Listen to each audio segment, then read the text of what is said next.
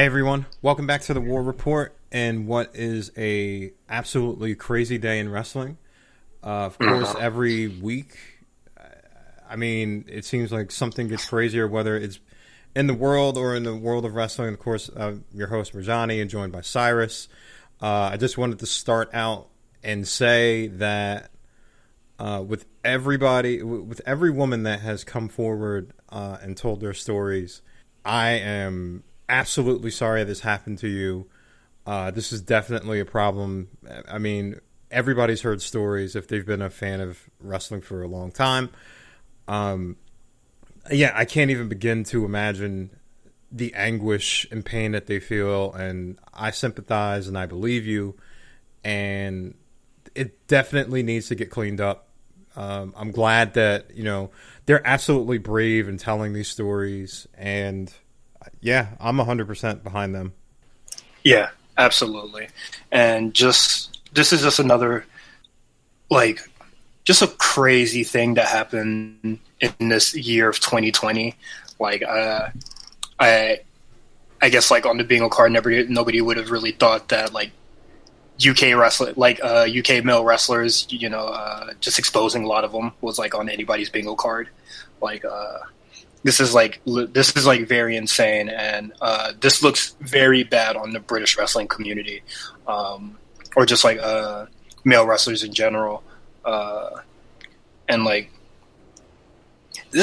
man, this is bad. This sucks. Everybody that's an anybody that's been outed as an abuser today and yesterday,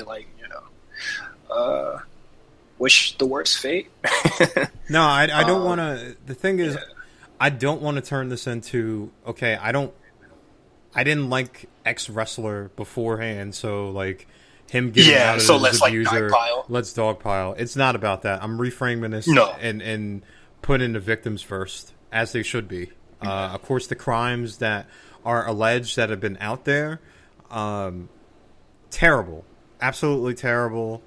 And like I said, I extend my deepest sympathies and heartfelt sorrow to all these women who have come out and have said it's numerous stories. It's it's endless stories, and it needs to stop. And especially we're in a kind of profession where it looks like male wrestlers exert power over very talented and very deserving female wrestlers. And it was a long time coming. Like I said, there's been stories out long time about sexual abuse and sexual assault and mental abuse and everything of that nature, but I'm, like I said, 100% with the victims. Yeah, I believe the hashtag is Speak Out. Yeah, man. This is no, take. awful. You know what? If you're a dude that likes wrestling, I would advise you to listen, take a look in that hashtag, take in the stories, educate yourself, and understand that things like sexual abuse and sexual assault are not okay. Things like consent and things of that nature, it needs to honestly be in the constant. It needs to be played in our head all over and over again when it comes to respecting women and dealing with women. Yeah. Also, just because these you probably really like a match that they had, or they're your favorite performers, that does not excuse their actions. I don't think I had to add anything else to that. Yeah, man, just because they're your favorite doesn't mean they're innocent, or they didn't do it or anything like that, and you could just discredit the victim. No, it's just that sometimes you can't separate the gimmick from the person, and this is one of those times. So yeah, this is definitely one of those times where it's not I like the match that he had in 2017. No, son, that's not what's going to be done here. But yeah, this is and I don't think it's going to stop. Honestly, I think more people are going to speak out. So we might be getting a lot of these wrestlers out of here, and then And that's I'm just okay in the with. UK. That I'm okay Yeah, with. yeah, that's absolutely. And then like this is just UK wrestlers. Like there's going to be a time where it's going to come back to the States, and it's going to be something serious. Like I believe somebody already hinted that one of their abusers are. They didn't name them, but they said they are on Dynamite. You know, And also, when it comes to women telling their stories, do not pressure them. Like, let them come out. First of all, it's very painful for women to kind of speak about these experiences because they have to experience the pain all over again. So, like, let them come out and speak about it on their own time. And also, when you're, like, discussing anything sexual abuse related, especially on social media, understand that most of the women in your life has experienced at least one instance of sexual abuse or assault or harassment. So be careful how you speak about it because it could be a triggering moment for them.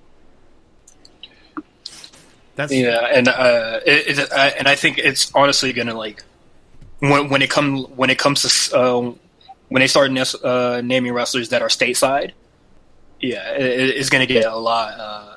It's gonna get a lot more nasty out here. Yeah, I mean, like, I'm not cheering for the like. I'm like, I'm just for the right things to happen, and like, if it takes wrestling to look very hard in the mirror and how it composes itself, it can't just be like the good old boys and this is how everything is done.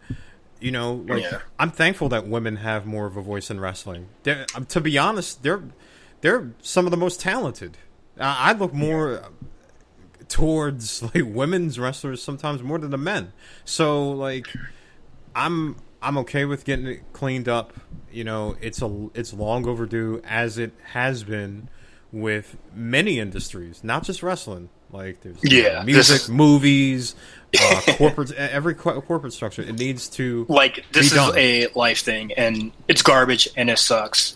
Do you want to name the wrestlers that have been outed, or No, I mean, okay. I think that everybody should honestly look at that hashtag, look at the stories for themselves, and kind of educate themselves on why things like sexual assault and even little instances of harassment are not okay, and things on about just go ahead. It was just really hard reading all those stories, because you could feel the pain and hurt in every single one of them, especially from the female wrestlers that had to give them. They go into wrestling because this is their dream, just like any male wrestler. They want to make it. They want to live out the dreams of whoever their inspiration was, and then they get into it, and in some cases they get abused physically or abused mentally, and they either end up hating wrestling or it's hard for them to do. It's just heartbreaking, man. And we need to cut it out. Just stop it. Wrestling needs a cleansing in all levels. So, I mean, that's all I got to say about it. Moving on. Do you have anything? Do you have any final thoughts about that? I know a lot of people say just throw NXT UK in the trash.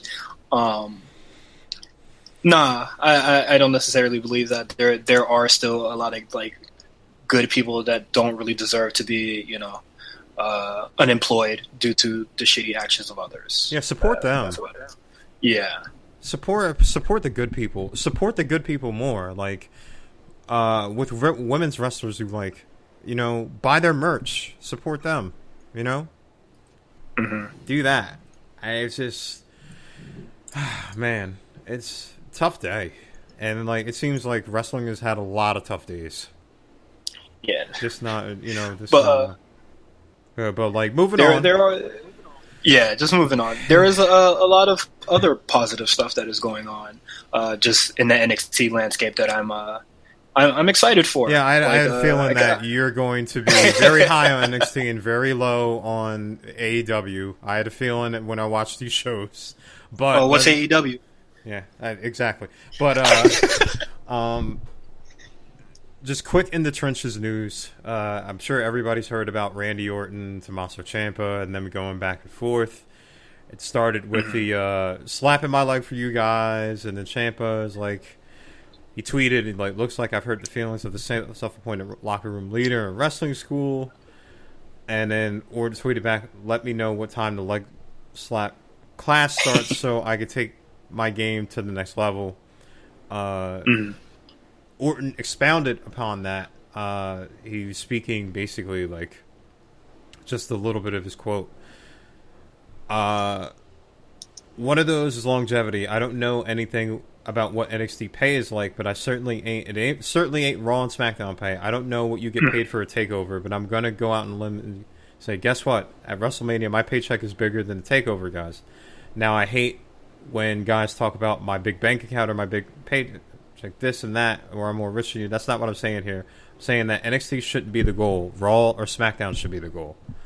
When I initially heard about this, like to me it was much to do about nothing. Like Randy does this, and then like sometimes like Tommaso kind of he gets a little irritated because he's a very pro NXT guy, and maybe this is building a program between them two. Maybe Randy comes down NXT, which would actually be pretty cool.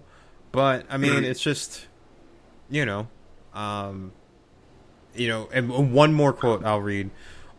All different kinds of fans love all different types of styles, and there's definitely a proper style down in NXT. I'm not saying fans are wrong, and I'm not saying that the wrestlers are wrong. I'm just saying there's no longevity into it. There's no chance you're going to be able to have a 10, 15, 20-year career and be able to support your family. Yeah. And I think there's a lot of truth to a lot of what Randy Orton was saying in that interview about NXT stuff, where like, yeah, Raw and NXT, Raw and SmackDown definitely should be the goal. Like, because I guess like, because NXT is not, technically developmental anymore, but you do need to grow and expand. And I just feel like once you get too big for NXT, then that kind of creates a logjam for all the other guys that are down there. So you do go to, you level up, and then there's like kind of more to gain when you're on SmackDown and Raw, which is like a bigger paycheck. And like, Orton wasn't trying to really flex his money. It was just like, if you want to support your family, and he also talks about like Tommaso Ciampa's daughter, and it was just like, hey man, you wanna support her a little better? Like maybe the paycheck that SmackDown and Raw would offer would be more sufficient. And then the interview that Tommaso Ciampa had, where he said like he feels like he would only have a year on Raw and SmackDown versus 4 years in NXT, and I think that's BS. And I think he's really just speaking about when he, first showed up on SmackDown, and then he got injured by Sheamus. But like, accidents happen. It's not ballet. Blah blah blah. This and that. But it's just like, if you feel like you can only survive 1 year on NXT and SmackDown, change that. Like, I just feel like if you feel like your career is only going to last only a year on SmackDown, but you're doing all this crazy shit in NXT that, affects your longevity, then are you actually going to have 5 years in NXT? And then Orton said, maybe, yes, the travel might be too much, but sign a deal that requires you to do less travel. I'm actually, like, there's ways around to like shit that he's saying. And there's Orton created he gave a lot of good insight Like, I guess he wasn't really trying to be a dick when he was like doing the leg slap thing, but Ciampa took it personally, and it became something trying to be a dick. I think. Yeah. But I'm actually gonna go. Like, I see what Orton is saying, and maybe that was a little bit true years ago. But I'm actually gonna kind of go a little bit more Ciampa's side. Ciampa has he just came off of really bad neck surgery, and if I'm Ciampa, I am not looking forward to being on the road 270 days a year. Not with that injury. And I understand. I understand. Okay, go. Understand that Randy Orton there was a time that he came into wrestling where he came in and he was paired up with Evolution, and he was hailed as like he's a third generation superstar. You know, he was a part of that ilk, and yes, you know, being on Raw and being on SmackDown could be great for some, but I know there's a lot of people in the NXT locker room who have pride there. Like, they can't. If Raw and SmackDown is the goal, I understand, but you can't do that and then say NXT is the third brand, right? And then elevate it to USA, and then just be like, all right, well, if you want to stay there, then what's your goal there? Like, I get what Orton is saying, and like I do agree with some of his points. Like, working a very breakneck aerial type style is going to hurt you in the long run. That's been proven. Like, you could look at basically any wrestling promotion, and that would be true. But at the same time, like, wouldn't working 270 days a year on the road do that to you as well? Like, you see that, and to the point where, like, you could work out contracts. That's not That's not given to everybody. Like, everybody's not like looking. Vince McMahon. They don't look at. He's not going to look at a Ciampa as he does a Daniel Bryan. He's not going to afford that opportunity to everyone. So, like, that might be a little bit tougher than everybody else. Well, Daniel Bryan definitely had, he definitely has a more level of power, or just, the seniority to actually, kind of like bargain a bit with that. But, like, I'm not going to say, like, maybe Ciampa did ask for, like, probably a lighter schedule, and they said no, and then he went back to NXT, right? But then Tommaso Ciampa comes back from neck surgery or whatever, and then he has like a feud with Johnny Gargano or Adam Cole, fresh from neck surgery, and then he's taking neck bumps in NXT. If you really care about your longevity, you would not be taking bumps like that in general. Okay. So that's where I feel like Orton is saying that you feel like you're only going to survive when you're on when you're on SmackDown. Like, there's an issue there, and I agree. And then it's also just like Orton offered a lot of solutions to, like, Tommaso Ciampa's, like, his stance against going up on the roster, and I feel like NXT definitely needs a newer landscape, and I feel like a lot of people are going to really hate the newer landscape for a little bit, but, like, getting people like Johnny, Adam Cole, start pushing a lot of those guys out, you'll see a lot of new talent come in, and I'm looking forward for a lot of that going on in NXT. I mean, like, he cited like Kevin Owens winning the NXT championship he couldn't wait to come back and like win a Raw and SmackDown championship. That's fine and well, but, like, I know, just speaking for myself, like, I may not want what you want. Like, you may want to, like, a person may want to be like an astronaut, and I don't want that. Like, that might be a big accomplishment for you. That's not a big accomplishment for me. That doesn't mean that the accomplishments aren't valid. But, like, I may want something different. Like, you know what I mean? Like, I may want to go win the New Japan title. That doesn't mean that the WWE title is less prestigious. It's just that it's just not in my thing that I want to do. And I think that view has to be valid as well. Like, I'm not arguing that, like, winning the Raw or SmackDown championship isn't a great accomplishment. Like, you've had great champions like Austin, you know, The Rock, Triple H, Randy Orton, like, the list goes on and on. But, like, you also have to recognize that, you know what? Maybe NXT guys don't want that. And if you're going to have a brand that is has a show on the USA Network every week, you got to have something. Like, you got to build it up. It has to be of substance. Like, USA Network, it's a cable show. Like, they're not showing that on, like, FS1. You know what I mean? Like, it's a big cable network. If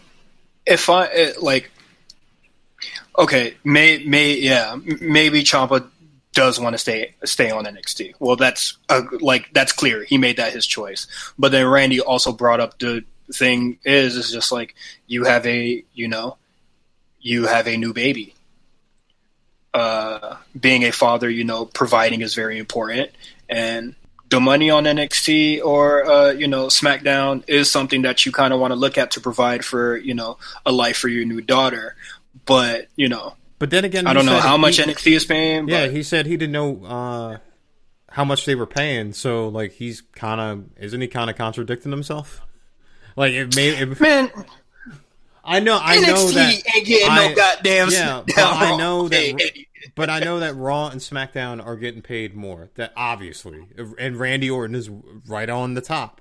But at the same time, like, if Ciampa has a new baby, so being away for it, and not right now because we're in the pandemic and everybody is taping in the same place. But like, say like live shows happen, providing for that new baby, absolutely, with money, yes. But at the same time, like, being away from his son or daughter for 270 days, wouldn't that be a detriment? Like, we just saw a Dark Side of the Ring where Owen Hart said, like, him and his family said that he wished he saw his kids more, that he was winding his career down so he could be with them more. So, okay. So at the same time, that was a long time ago.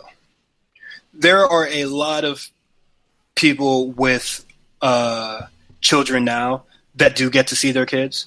Well, he's no longer in the company, but Carl Anderson, he talks about being able to see his kids often. They weren't used. I mean, like, they were used. But, yeah. Presumably, I don't know, the frequency that Tommaso Ciampa would be used, but given his status, he would be used a lot, either on Raw or SmackDown. Yeah, or, he signs that contract that Orton says where, he kind of like probably lower his usage, But like it is what it is. I'm definitely on Randy Orton's side on this, where because I do think he pointed out a lot of cap that was in that interview. And I think Tommaso Ciampa definitely got a little, too emotional just about the leg slap thing. Yeah, no, I mean, I'm more in the middle. I see both points, and I think there are valid things to be said, kind of from an NXT side or an Orton side. I definitely think that Orton tweeted that out just as a rib, and for people to get upset, and Ciampa took the bait. Well, yeah. Ciampa took the bait, but like Randy Orton is just saying, a lot of criticisms that a lot of old wrestlers in his, era sort of have. Like even Undertaker, I think there was a report that Undertaker also like said something to the Randy Orton effect, where it's just like, all you guys are like really athletic, but like there's no story, and the spots that you guys are doing are like very dangerous, and Undertaker can't even. That ruins your longevity. Undertaker can barely walk. Undertaker just had hip surgery, and he's had a accumulation of injuries, and his story. But he ain't have no neck surgery. Okay, but Edge did. Yeah, and now look, he's back. And hurt again. From an It's not his Orton neck match. It's his bicep. But it's not his neck. I understand that, but like he had a neck injury that ended his career. The torn tricep, like that will heal, and he will be able to wrestle again. Well, okay. Well, Tommaso Ciampa, he came back from that neck injury.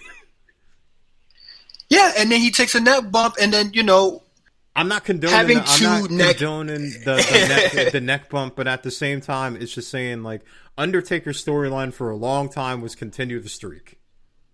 So I'm like, and then afterwards it was kind of like, does he have it anymore? Like that's been told in wrestling since Bruno Sammartino days. Like, so I'm like, storytelling, like, it's weird because like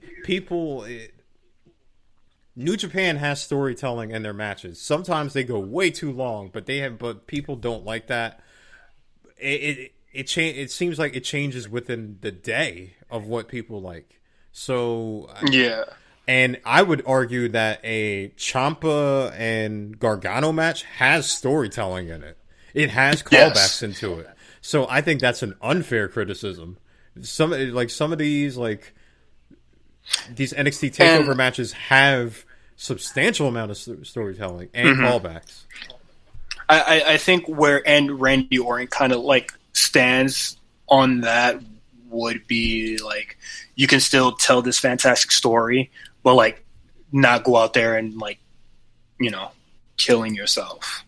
No, I mean, the greatest match ever, as it was billed, it was a great match. Yeah, not the greatest match ever, but it was really good. And I think just like him saying the stuff that he said about NXT and then going out and Backlash and blowing everybody's expectations in the match, like I definitely feel people are more gravitated towards Randy Orton's side. Like, surely I might be seen as one of those people, but like Randy Orton did speak a lot of truths in his interview and what he said about NXT.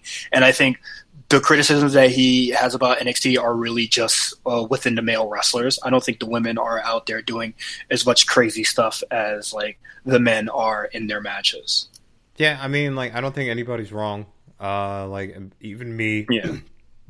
If you agree with Orton, or I'm kind of more to the Ciampa side, I don't think it's just a matter of opinion.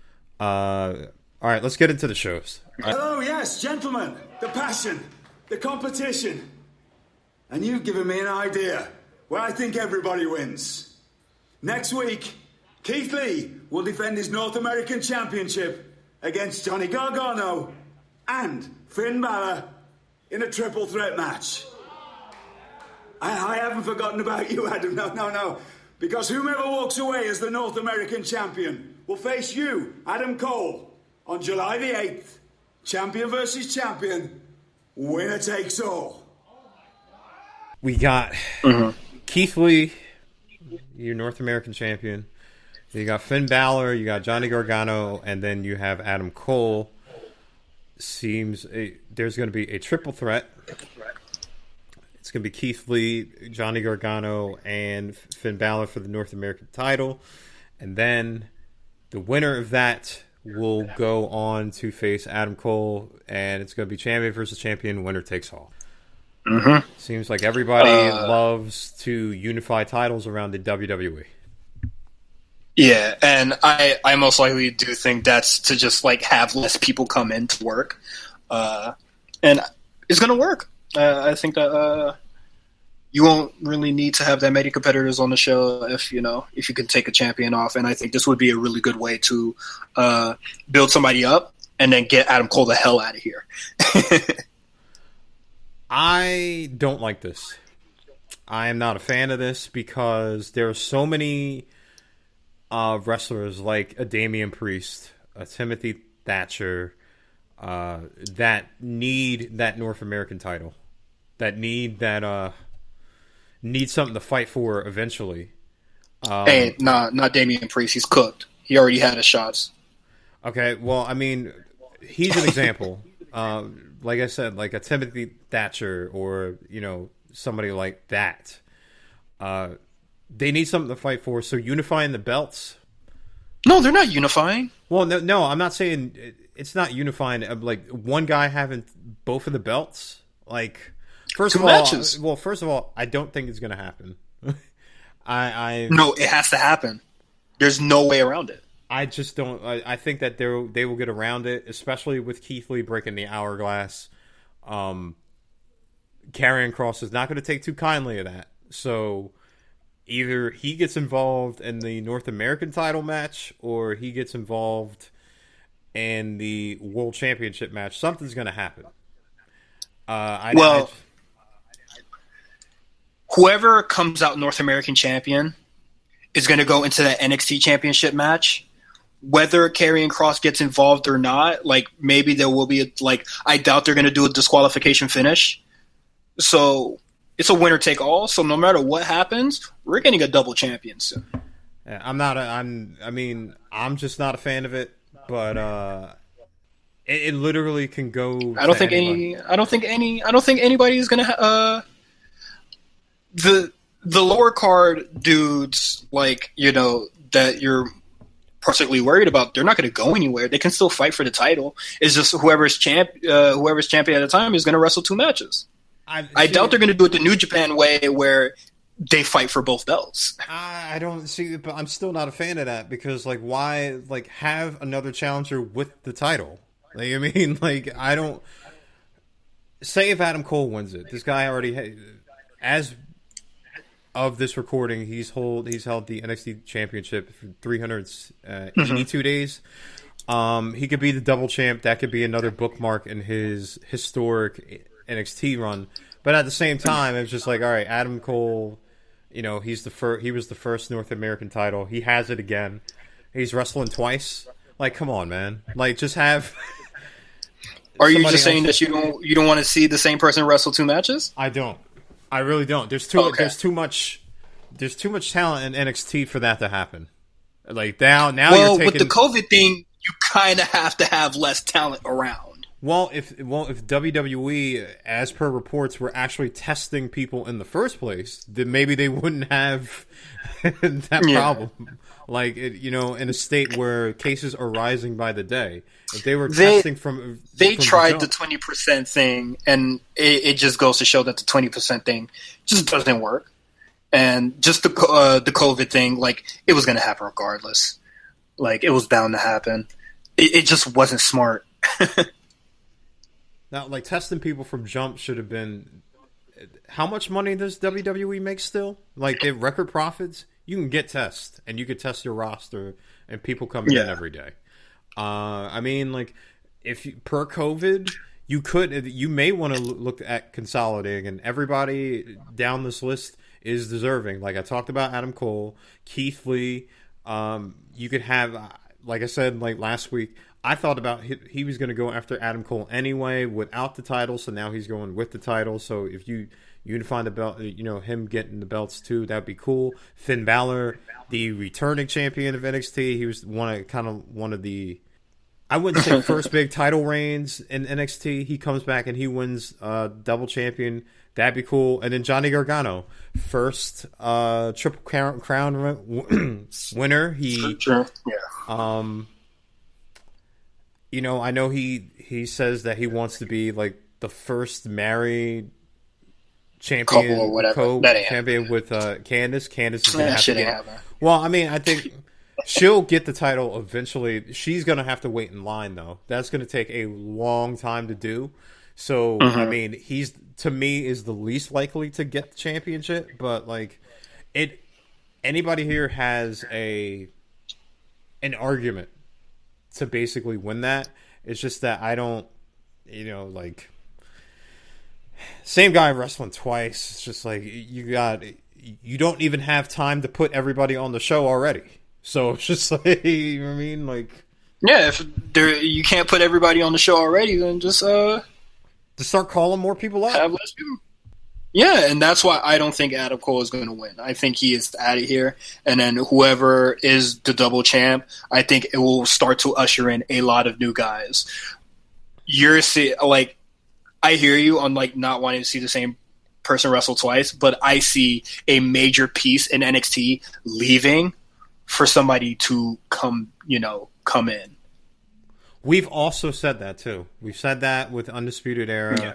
and that hasn't happened. So I would have to blink and actually see them show up on Raw or SmackDown in order to believe it. Now, with Roddy coming in, well, not Roddy, but Kyle O'Reilly coming and doing that skit, that's an encouraging sign. So, like, he's around. So you couldn't do it that way, but I guess we'll have to see. We'll see how this shakes out. Having Adam Cole linger around without the belt, that's going to be so weird.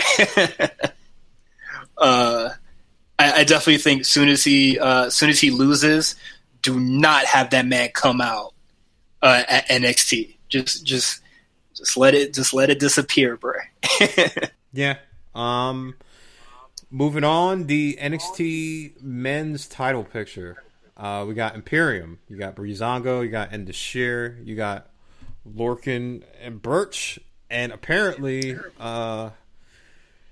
Dream and Loomis. Now, Weird. Yeah, it's kind of a weird thrown together team. Wasn't really expecting that, even though the Dream says that he works alone, but it looks like they are going to be a tag team as well. So you have 5 tag teams into play. Mm-hmm. So, when all the tag teams showed up after Imperium won their to retain their titles, and then they showed Loomis and Dream right after, I was just like, to me, everybody that was just out there, they ain't winning jack shit. So they might have like a triple threat or something, or like a fatal 5-way with all those teams. Get them all out of here, and then have Dream and Loomis probably be number 1 contenders at some point. But Dream saying that he wants to work alone, it might just be like a Goldust Booker T thing, or like the R-Truth thing, where they don't want a team together, and then it's just like, oh, all right, let's see how this goes, and then maybe they do end up tag team champions in the end. Yeah, I think that they're gonna eventually throw the. I see the benefit of it. Yeah, it's like, well, we can't have these guys in like the title pictures right now, so let's team them up. Like, you can't, like, that's it. Like, now both of the title, both of the single title divisions are stacked with just putting all the male performers together. You got the biggest in NXT to like kind of like do the thing, and then just lowering Dream on the card. I think losing the NXT the title match is like whatever, but like he's not completely out of it yet. So, and I think Loomis has looked great in all his losses, but now he's gonna have to win some shit. Well, with Dream and Loomis, like that goes along with Undisputed Era. If they want to fight, a combination of Fish and Roddy or Fish and O'Reilly, they could do that as well, because like it's tag team. Can't wait. You could do that and then have them get some rapport together, because obviously they haven't really teamed. So like have them win a couple matches and then have them challenge Imperium, and then that's how you drop the belts. I think they're like, since Dream says he wants to work alone or whatever, they're probably gonna like not form the tag team yet. So all the other contenders that are challenging, that are for the title right now, they can like still do their thing. Like they don't have to really rush that program. And then when that's finally finished, or coming to its close, Dream and Loomis could come together and then start working their way up towards a title match with Imperium, which should be really interesting. Dream and Loomis are 2 good characters. Like they have some stuff going on, but Dream hasn't been really that great in the ring lately. So, but in my opinion, Loomis has. So slack will be picked up there.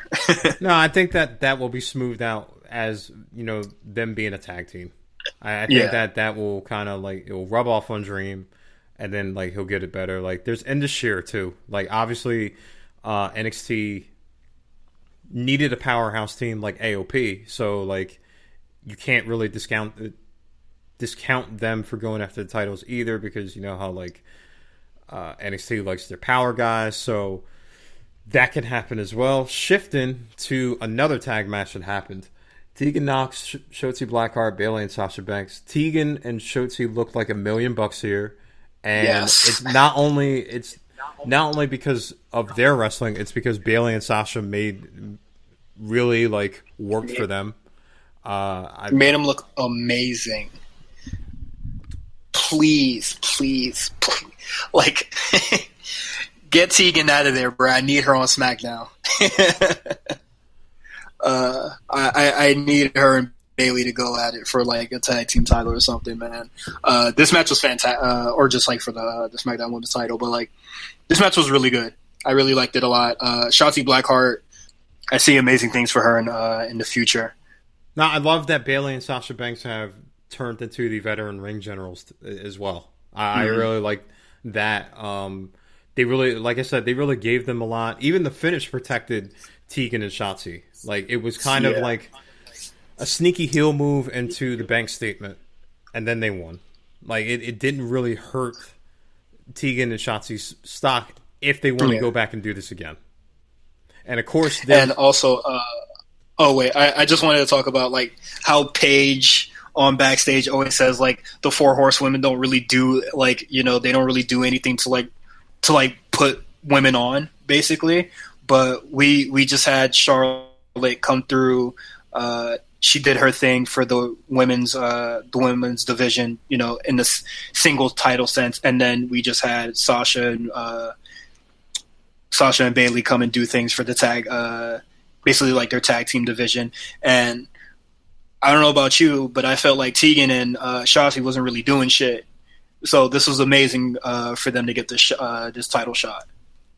As in, like, them not doing, and in terms of what? They were in that big feud with Dakota and Raquel. And that hasn't really, like, got them any closer to, like, the women's title. Well, you couldn't have that. You had Charlotte, Rhea, and Io.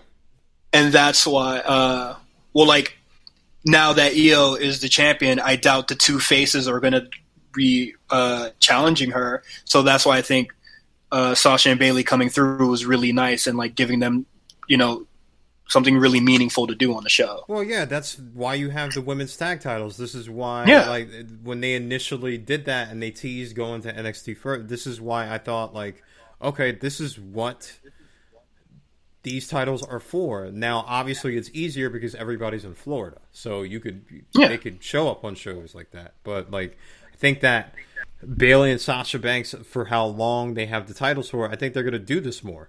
So, you know, it was a good showcase for Tegan and Shotzi. Of course, at the end, you had Io send both of them packing. I think that this is not going to be over. Please don't let this be over. Please don't let this be over. Well, when I saw this, I was very excited. I I wrote about it, and I kind of like guessed like July 8th. You already have a championship versus champion match. You might as well just do Bayley and Io. I don't know if it's going to be champion versus champion. Not a winner takes all or anything, but it's just going to be a singles match for bragging rights. Just a champion versus champion for, you know, just a match. Yeah, I think that I would love to see that. It might, I think that is going. That's got to happen. Like, I think people are clamoring for it. Before we exit out of NXT, Escobar, Mendoza, and Wild. Fire. Promo was great. They are Legada del Fantasma. That is the group's name. I mean, this is... They poked the shit out of Drake. Well, well, first of all, they missed the table. So I hope Drake is okay. Yeah. Escobar, like I said, he's great on the mic. This is, prototypical massive heel faction and enduring maybe reckless babyface trying to fight his way for the title, and this is a good story for the 205 guys. Yeah, and I love Joaquin Wilde and Raul Mendoza. Like, they might come together as a tag team and start wrestling again, and I think they're two great performers, so I'm excited to see them wrestle again. Maybe Drake Atlas can come back and wrestle with Drake Maverick, probably in a tag team match against those two. I mean, you could also have them go after the tag titles if you need an extra team. That's kind of like the nice little like flexibility that you have in NXT. Like, have a 205 Live tag team kind of go after the tag team titles and come through. Especially with like Lorcan and Birch, they fought on 205 Live, so that would be cool as well. Just to like a final note, the Robert Stone brand is apparently picked up Aaliyah. She got a win. Good for her. Yeah. Okay. Not with it. That this week, it was a really good NXT, but that first half of NXT felt like a completely different show. Yeah. We got Kaden Carter versus Dakota Kai, which I think I think that's kind of weird that she's not looming around the title. Well, we don't really know who's going to be aiming for the title as of right now. We don't know yet. Presumably it would be Rhea, but we don't know. Yeah. Well, yeah, we'll have to see. But then we get a Killian Dane match. No. And then we get this Aaliyah match where she finally gets a win, but it was like they botched the finish. Yeah, they botched the finish really bad. And then I think the Bronson Reed thing might be like that. That's like where the show picked up. I'm glad that Bronson Reed is finally getting some mic time, and he'll be getting a match against Karrion Kross. L already, but I'm glad to see him. You can see you see some personality in that promo there. Yep, and I think you're going to be seeing some personality as he gets laid out on the mat. Anyway, moving on to AEW Dynamite. Okay. And where the hell is Tony Schiavone? You gave him a friendship timeout. I did. Yeah. No, it doesn't matter. He should be here. He should always be here. Okay. He's a friend. Text him right now. Call him. Get him here right now. Okay. And what is this? Why are you carrying? Why there's lighting? Why do you have this? Well, I just needed them to see you being rescued. Rescued? Right? Yeah. Oh, I'm a damsel in distress. You're a glory hog? Oh, no, Reba. No. Reba, okay. No. A lot of tag teams as we echoed last week. Yeah. First of all, I don't want to start. I don't want to start there. So I'm not starting there, because we're running low on time. But Anna Jay, she did a nice little promo before, just to introduce herself. And she comes out, and then there's a new person, Abaddon, who is this grudge, like I love horror, but she's this grudge, the Exorcist character that they have. Cool. She just beats the hell out of Anna Jay, pins her, wins. Which is weird because it's just you did this whole thing with Anna Jay, and then she gets beat. And then the Dark Order comes out, and they extend their hands to her. Now I think Dark Order does need a female wrestler. So yeah. I thought it'd be too easy for somebody like Abaddon to be in the creepy stable, stable. But Anna Jay, she is a younger wrestler, so for her to kind of go under the tutelage of Dark Order and start getting some wins and kind of change, and giving her a personality, actually wouldn't be that bad. Yeah, definitely. I just thought it was kind of weird that she got that whole video package thing and then she lost. But it's nice to see that AEW are finally starting to get more newer talent and newer women. Abaddon, I saw that she got signed, and I asked people if they are they familiar with her. I got no response, so I'm probably just gonna have to do my own research. But I think she looks really cool, really interesting. So I want to see how that what they do going forward. Dark Order slowly trying to come back. I do enjoy that because now that Stu Grayson and Evil Uno are back, I'm excited to see them. Hopefully, they go for the tag team titles after the Best Friends lose their title match. Yeah, who isn't? Who isn't at that point? You had Hangman and Omega versus the Natural Nightmares. You also had Super Bad Squad versus the Young Bucks, and then you had to end the show Best Friends versus the Lace Sex Gods. So if tag team wrestling is your thing, this is the show for you. They also had the kerfuffle with the Young Bucks and Super Bad Squad. They had you had FTR, you had the Young Bucks, you had the Super Bad Squad, and then you have Butcher and Blade. And then it ended with kind of like the Young Bucks and FTR. At least stuff down. At least Butcher and Blade are still around. Yeah, good for them. Not a lot of Hikaru Shida or Penelope Ford this episode. Well, I think she just had like a video package. Well, Penelope Ford was on Dark, and of course she was at ringside with Super Bad Squad. Dark had like 11 matches on it. Can we talk? Did you see the Joey Janela and Sonny Kiss match against whoever those guys were? Like, I'm sure they were enhancement talent, but did you see it? I did. That match is really good. Yeah. If there was any makeshift tag team that they put together so far, I think Sonny Kiss and Joey Janela are really, really doing some interesting stuff, and I hope they get on the shows. Get them on the main show. Yes, please. I think I reblogged one GIF of it where it's kind of Sonny Kiss like doing the submissions and like Joey Janela's like running the ropes and like I don't know, like to me that came off as like some Undisputed Era type shit where it's like it was like a Donnybrook, like that shit was like really hard to me. Like I'm really fucking with it. For a show that like has been criticized for not having enough black wrestlers on it.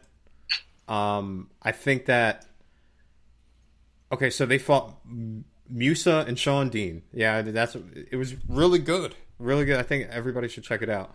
I think that having Sonny Kiss and Joey Janela kind of like a tag team that's finding themselves, if you're not going to have Private Party on there every week, would be a really good look. Because they have enough. Yeah, they already have enough tag teams on the main show already. Yeah, and it's also just like on black wrestlers. I think they're doing some stuff with Big Swole, but like I just think her antagonizing the wrestler that isn't coming back relatively soon. Like I definitely think she should be focusing her targets on other things. Well, I mean, she'll have wrestling matches in between, but at the same time, I think Britt's thing is one of the best things they have going for Dynamite right now. So, like, to have her and have kind of her being the heater for a while is not going to hurt Big Swole. You just have to get Big Swole in actual matches on the show. That's my thing. Like, it's like, all right, we had seen Big Swole and some of it is the pandemic, but now that you see her more, all right, let's get her in some matches.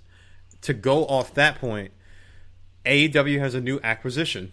Ricky Starks from NWA lore. He answered Cody Rhodes' open challenge.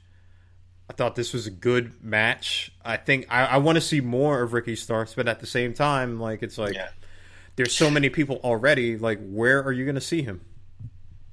Yeah, and there's already kind of like people, kind of just looming around. Like I think MJF is really like just around at this point. And I'm just like that's a shame because they really should do a lot more with him.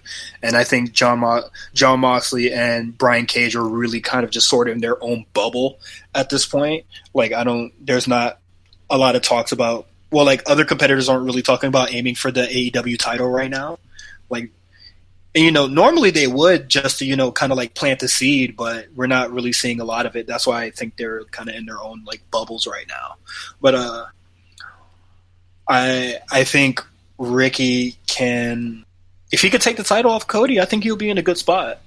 If not, yeah, he's fucked.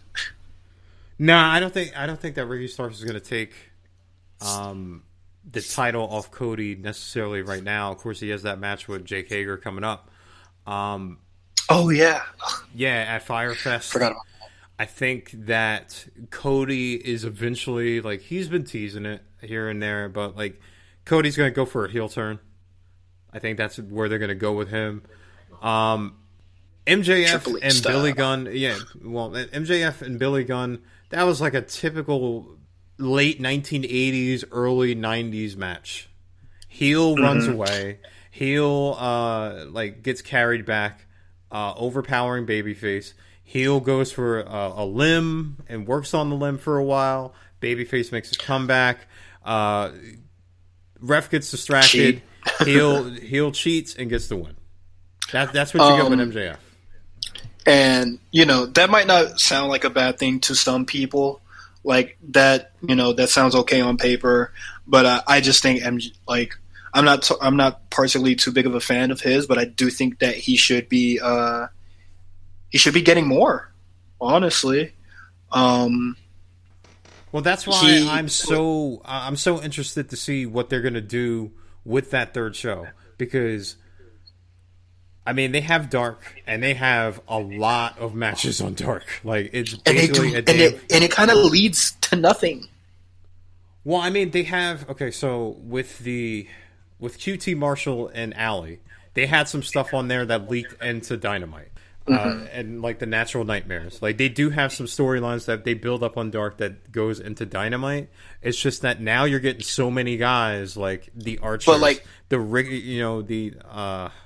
But look who QT Marshall surrounds himself with. Did I say that? Yeah, who he surrounds himself with. Yeah, that's like a tongue twister. But like, just he's with Dustin. He is with Brandy Rhodes. These are two. Big names or just, important people within the company. So, like, I'm not surprised that his, like, stuff kind of leaked into the main show. Especially if they're gonna, if he was gonna have a title match the next night. Oh, but that match at the beginning of the show definitely showcased him. They were definitely going out of their way to showcase QT Marshall and, like, Allie in the ramp cheering them on. Yeah. I don't like that Allie ditched her Butcher and the Blade look, even though Butcher and Blade also ditched the all black and now they rock all white. But nah, man, I like the mask that she had and shit like that. That shit was cool. To kind of finish up the episode, Orange Cassidy, he basically got the upper hand on Jericho. I wanted to see how people felt about him doing the Superman punch. I mean, he did it. He did it pretty good. He's done it before. Yeah. Jericho said he wanted Roman Reigns in AEW, and he got him, bruh, in the form of Orange Cassidy. Orange Reigns. I like that he had a little bit of fire in this episode too. I really like that. It's kind of crazy that, do you think Orange Cassidy is going to win? Yes. Okay. But then where does he go from there? Getting a big win on the former AEW champion. You see him going against Moxley? No, I don't think. Well, because it seems like Moxley's just going against all, like, he's going against all bigger guys. Like, he's going against the Brody Lees and the Brian Cages, and then, like, it'd be weird. Maybe it'll happen on a Dynamite, but, like, yeah, it'll be weird for him to be like, all right, well, Orange Cassidy. It'd definitely be a change of pace. Like, it'd be funny to see how, like, Moxley works with Cassidy. Yeah. But I don't know. You know what? To be honest, I don't know where Moxley goes after this. I was thinking MJF, but yeah, that's why I was like, so Orange Cassidy gets his match, and then like kind of just like where did like MJF is undefeated, and he's number one on the rankings. I have, I think it's been like 2 days since I just addressed his rankings, and I'm sure people see how I feel about it already. But it's just like, you have to do something with MJF right here. Like right now. Like, I don't really think he should be having this match with Billy Gunn. And AEW does the thing where, the next challenger is always in sight, or like, people would have multiple feuds. And I'm just surprised not to see MJF throwing his name around in that circle with Taz and Moxley. I think that the program for them to do going into All Out is MJF and Moxley. Yeah. I think that's where they're going to do it. And I think if you want to really push your guys who are like the future, I think that's where Moxley's going to drop it. So yes, you might be looking at a MJF title reign soon. I'm not too excited about it, but I'm glad they're doing something.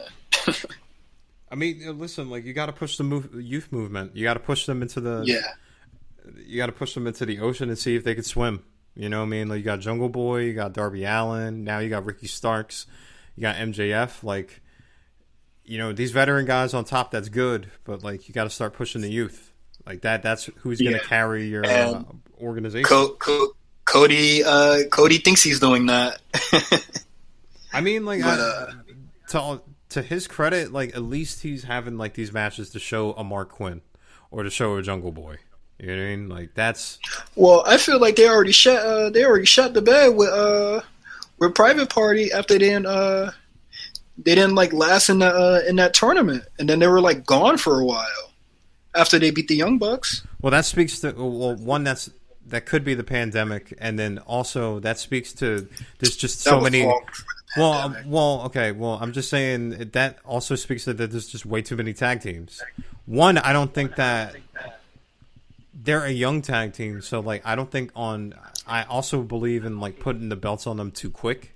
I think that you have to build them up with wins, and then you put the belts on them. But then again, like I said, like we just named on this episode like at least 7 tag teams, and then like some's on on Dark and things like that. Like it's hard to. It's their deepest division, and now you got FTR. So yeah. And that just goes into AEW's roster problem where they rather, hire more people than build up than what they already have. I think I said that like 2 weeks ago. But yeah, hopefully going into their next major pay-per-view, things change. Yeah, 2 nights of Firefest, so we'll see how that shakes out. Any last comments? We head out again? Nah. Just be good people. Be good people. Stand up for somebody, like, do good things. That's all I can say from basically the events of today. Just do right by people. Do the right thing.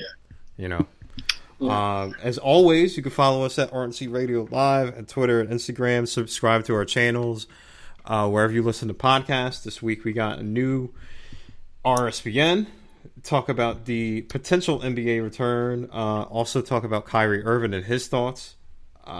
There's also a new show called Ramen Talk.